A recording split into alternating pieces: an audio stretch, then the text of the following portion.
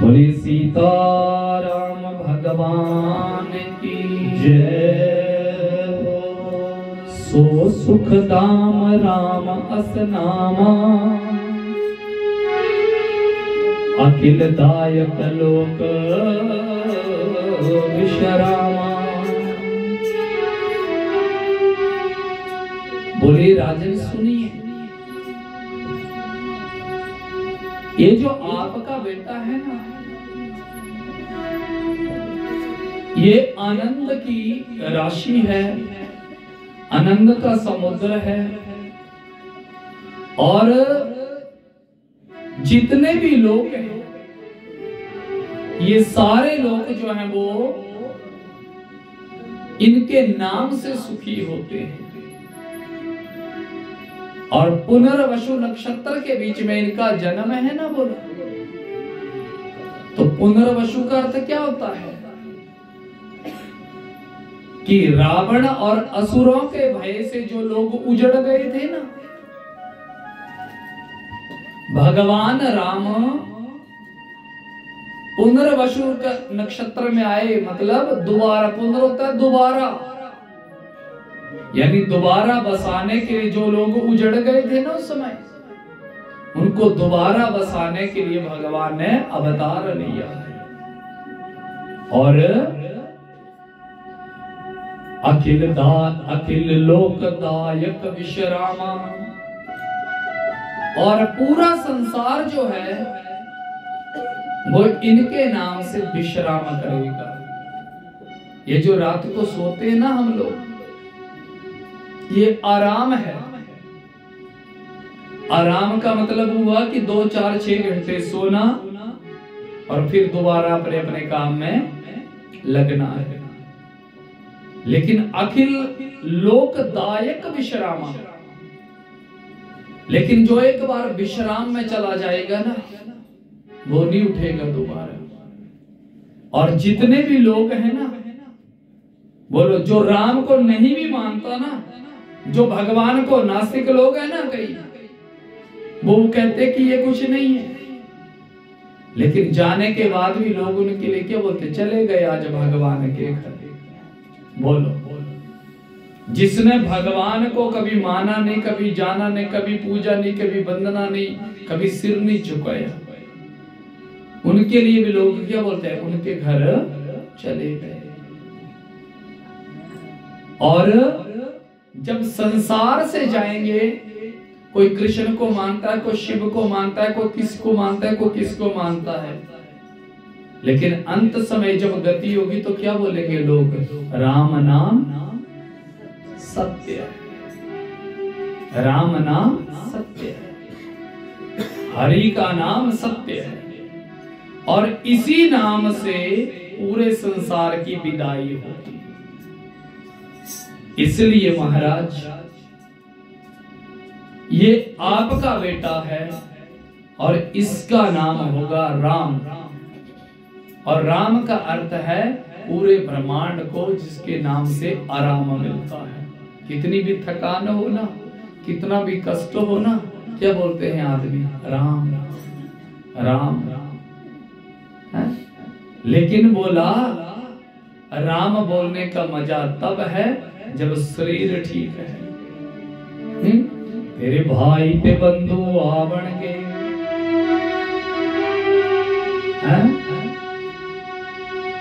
तेन गीता ज्ञान सुनावण गे, तेथ सुनिया सुनाया नहीं जाना।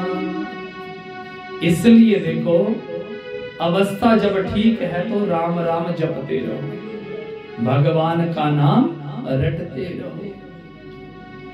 जब नाम रख दिया गया, अब दूसरे बेटे कैकेयी की ओर जब देखा तो नाम क्या रखा, विश्व भरण पोषण कर जोई, ताकर नाम भरत अस होई। विश्व भरण पोषण कर जोई, ताकर नाम भरत अस होई। कहा कि विश्व भरण पोषण कर जोई। बोला पूरा विश्व है, ये पूरे संसार का भरण और पोषण करते हैं, इसलिए आपके दूसरे बेटे का नाम होगा भरत। भरत का अर्थ क्या होता है? भरने वाला। भरने वाला। ताकर नाम भरत अस होई। और ये जो भरत थे ना, सुन रहे हो ना, ये जो भरत थे ना, बोले लक्ष्मण की तो जटाएं जंगल में बड़ी हुई, क्योंकि वो वनवास में थे, लेकिन भरत की जटाएं तो अयोध्या के महल में ही बड़ी हो गई थी। और भरत जैसा त्याग नहीं हो सकता, भरत जैसा बैराग नहीं हो सकता। बोले जब चित्रकूट से आ गए थे ना, भगवान उनको लेने गए थे, लेकिन भगवान नहीं आए थे। लेकिन जब मुड़ करके आ गए तो नंदी ग्राम के बीच में रहते थे। और भगवान क्या खाते थे? कंद और मूल जंगल में। तो भरत ने सोचा कि स्वामी अगर कंद मूल खाता है ना, तो मैं तो उनका दास हूं, तो दास को बराबर भी खाने का अधिकार नहीं है। तो वो क्या खाते थे? बोले जो उस समय नंदी ग्राम और अवधपुरी के बीच में गाय अनाज खाती थी ना, और वो गाय जब मल करती थी और मल में जो अनाज साबुत निकल आता था ना, उस अनाज को सरजू में धोते थे और उस अनाज को खाते थे। वो मल खाते थे। भरत जी महाराज ने जब तक राम वन में रहे तब तक भूमि पे नहीं सोए। बोले तो बोला जमीन के अंदर गड्ढा किया था और मुंह के बल सोते थे। इतना बड़ा त्याग और इतना बड़ा वैराग था भरत का। और ये जो भरत है ना, ये सदा भूखे ही रहे। भूखे किस चीज से? ये जो शरीर है ना, शरीर है ना, इसको हम कितना खिला रहे हैं। सर्दी है ना आजकल, तो सर्दियों में इसको स्वस्थ करने के लिए, पुष्ट करने के लिए क्या क्या बनाया घर में, है ना? बोलो बनाए ना, और खा रहे हैं ना। लेकिन सोचो इतना खिलाने के बाद भी एक दिन ये ग्रसित हो जाएगा। इतना खिलाने के बाद भी ये भूखा रहेगा बाद में। इतना खिलाने के बाद भी आप क्या समझते, बल खाने से क्या होगा? कभी बीमार नहीं होंगे या बूढ़े नहीं होंगे? ऐसा नहीं है। रोग आएगा, जरा अवस्था आएगी तो शरीर कष्ट देगा, है ना बात? आज बिना खाए एक दिन नहीं रह सकते, 2 दिन नहीं रह सकते।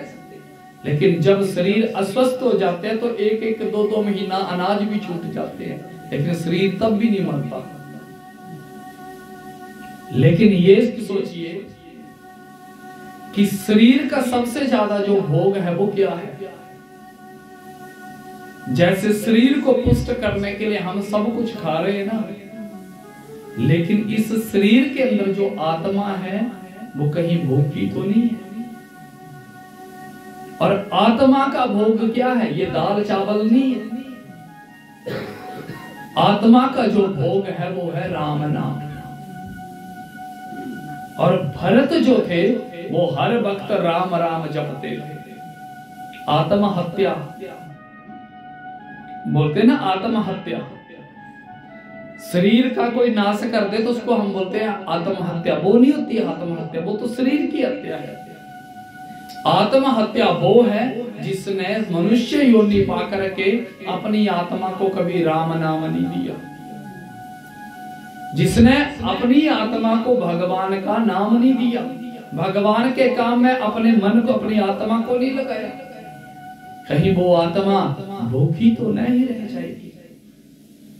इसलिए देखो ये जो भरत है, बोला ये हर वक्त भूखे रहे। क्यों?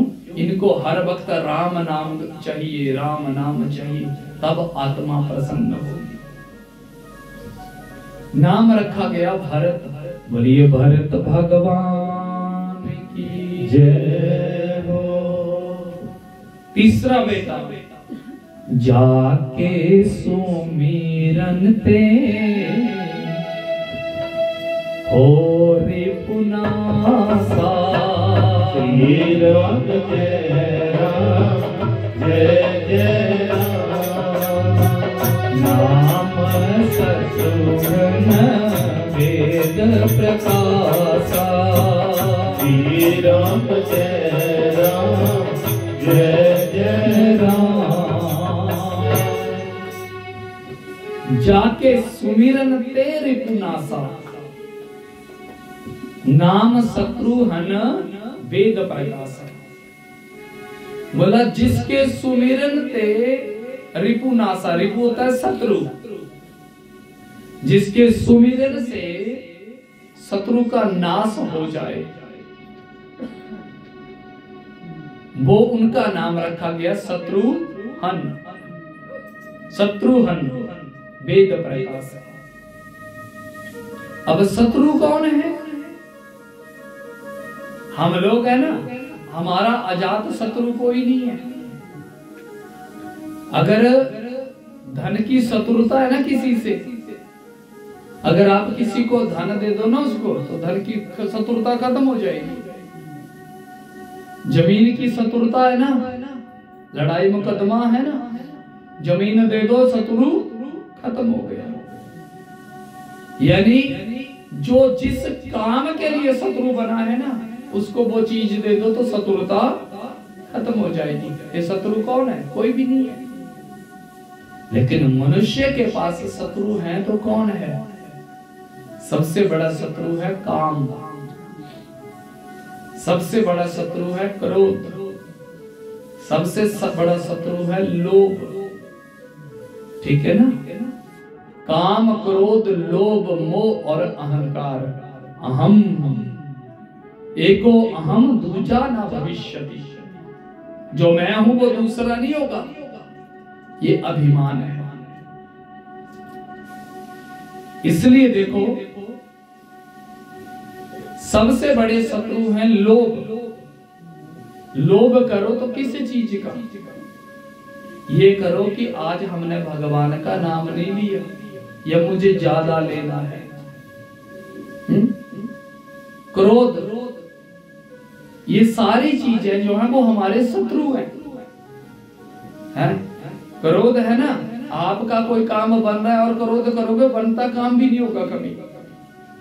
लोभ, लोभ सबसे बड़े जीव के पतन का कारण है। क्या 10 रुपए मिल रहे हैं, 100 मिल रहा है, 1000 मिल रहा है ना, बोलो तो गुजारा चला है ना, ये सोचो चल रहा है ना। लेकिन लोभ होगा कि हम 10,000 कमाएंगे, 10,000 भी कमाने लगे पड़ोगे तब भी लोभ पूरा नहीं होगा, तब और लालसा बढ़ेगी, नित नित लोभ बढ़ेगा। लोभ तो हर रोज बढ़ता है। 100 कमाते थे तो 1000 की इच्छा थी, 1000 कमाते तो 10,000 की इच्छा है, 10,000 कमा रहे तो लाखों की इच्छा हो गई है ना बात? ये रोज बढ़ेगा। बोलो ये बड़े बड़े धांधलियां, बड़े बड़े घोटाले जो होते हैं, या इनके पास कोई धन की कमी है? नहीं है, लेकिन फिर भी करोड़ों के गमन कर देते हैं। करोड़ों के घोटाले हो जाएंगे, 2-2, 4-4 लाख रुपए सैलरी है, उससे गुजारा नहीं है, लेकिन 2 और 10, 5,000 के पीछे मर जाएंगे। और कलंक लग गया तो नौकरी भी गई, और नौकरी भी गई, और ये सोचो भरपाई देने फिर कोई नहीं आएगा, भरपाई स्वयं देनी पड़ती है। इसलिए देखो भगवान का नाम लेने से शत्रु का नाश होता है। जाके सुमिरन ते रिपु नासा। तो सबसे बड़े रिपु शत्रु तो ये है हमारे। और अब आई बात सबसे छोटे छोटे। लक्ष्मण धाम राम प्रिया सकल जगत आधार, गुरु वशिष्ठ ते ही राखा, लक्ष्मण नाम उदार। कहा कि महाराज ये जो आपका बेटा है ये शुभ लक्षणों का धाम है और सारे जगत का आधार है। ये नहीं बोला ये शेषनाग है। महाराज ये पूरे संसार का आधार है और ये धरती इतनी भारी है ना, लेकिन इनके लिए कितनी है ये, जितना राई का दाना होता है उतना है इनके लिए ये भार। और सदा राम जी के ये प्यारे रहेंगे। यानी ये जो बड़ा है ना आपका बेटा और ये सबसे छोटा है, इनको अलग मत करना बोलो। ये सदा इनका प्यारा रहेगा, बड़े का प्यारा रहेगा। बोले अच्छा? बोले हाँ। गुरु वशिष्ठ ते ही राखा, लक्ष्मण नाम उदार। इसलिए इसका नाम मैं शुभ लक्षण होने के कारण इनका नाम मैं नाम रखता हूँ लक्ष्मण। बोलिए लक्ष्मण भगवान की जय। इस प्रकार ये नाम रखे गए और चारों ही राम, भरत, शत्रुघ्न और लक्ष्मण, जब चारों के नामकरण हो गए तो श्री दशरथ जी ने एक बात सोची कि गुरु जी ने कहा कि इनको दूर मत करना, इनको इकट्ठे ही रखा करना। तो चलो थोड़ी देर के लिए दूर करते हैं, देखते हैं क्या होता है। और लक्ष्मण को दूर कर दिया और थोड़ी ही देर में क्या हो कि लक्ष्मण ने रोना शुरू कर दिया। जब लक्ष्मण ने रोना शुरू किया तो सुमित्रा से कहा, सुमित्रा लाला को दूध पिलाओ ना, भूखा होगा। लेकिन दूध भी नहीं पिए। जब ज्यादा ही देर हो गई तो कहा कि पास ले आओ। और पास जब ले आए तो राम जी को भी नीचे छोड़ा गया और पैरों में लक्ष्मण को जब छोड़ा गया तो लक्ष्मण ने राम जी के पैर का अंगूठा अपने मुख में डाल दिया और रोना बंद कर दिया। समझ गए कि गुरुजी ने जो विचार किया था वो सत्य है। बोलिए सीताराम भगवान की जय। उमापति महादेव।